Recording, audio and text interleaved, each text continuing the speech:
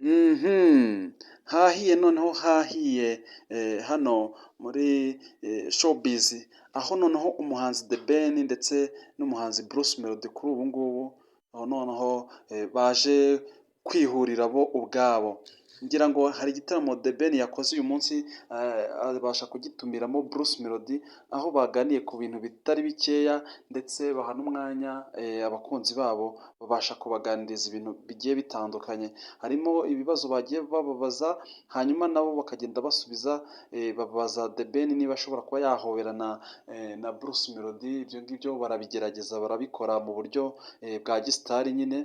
Hanyuma hari n'abagiye bababaza ibibazo bindi, niba uyu Bruce Melody nyine ashobora kuba yakorana indirimbo na The Ben, ariko barababwira ati ibyo mufite kumenya ni ibihari, ibindi nabyo tuzabasha kubibamenyesha mu gihe kizaza n'ibiba biri kuza.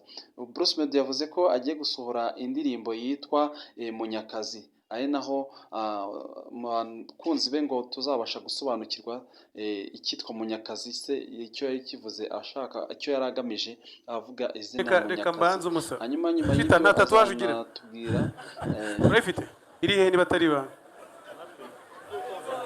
n'ibanga. None se kuki ushaka ko duhoberana cyane? Nta guhoberana kurenze kuza kuko meze nk'uri mu rugo rwa The Ben, sibyo?